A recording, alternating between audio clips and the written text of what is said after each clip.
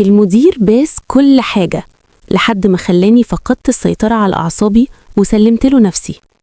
كنت بدور على وظيفة لحد ما شفت إعلان على الفيسبوك، ومن هنا حياتي كلها اتغيرت. بعد ما كنت في حالي ومليش في أي حاجة، لواحدة بتعمل كل حاجة ممكن تتخيلوها. أنا بنت وحيدة وعايشة مع والدتي بس. والدي توفى من 4 سنين، وعشنا أنا ووالدتي على المعاش بتاعه في شقة إيجار.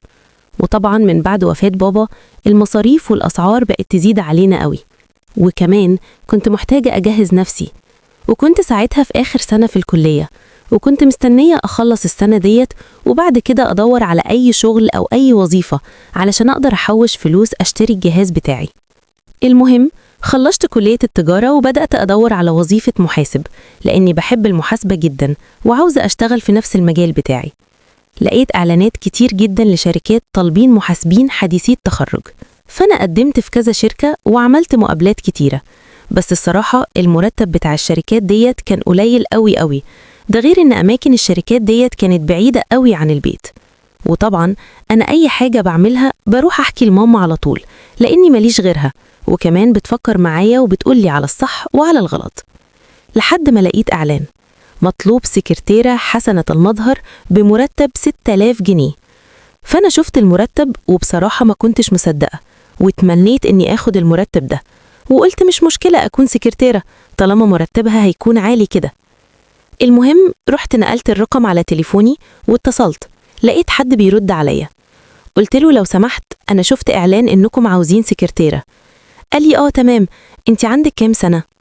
قلت له عندي 21 سنة. قال لي طيب عندك مقابلة بكرة، واداني العنوان. أول ما قال لي العنوان أنا كنت مبسوطة جدا، لأنه كان قريب قوي من البيت عندي، يعني ممكن ربع ساعة مشي وأوصل. المهم رحت قلت لماما وحكيت لها على اللي حصل. قالت لي ربنا يكتب لك الخير يا بنتي، روحي وشوفي الدنيا كده وبقي قولي لي. المهم تاني يوم رحت على العنوان بالظبط، لقيت عماير كتيرة قوي وما كانش مكتوب اسم الشركة اللي قال لي اسمها في التليفون. رحت اتصلت بيه، قال لي انت فين بالظبط؟ وصفت له انا واقفة فين.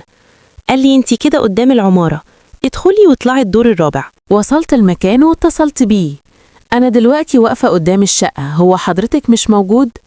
قال لي انا بركن العربية بس وجاي، 5 دقايق بالكتير وهكون عندك. المهم فضلت مستنياه، لقيته جه وقال لي معلش على التأخير، وراح مطلع المفاتيح وفتح الباب ودخل نور النور. رحت داخله وراه. أول ما دخلت لقيته بيقول لي اقفل الباب وراكي.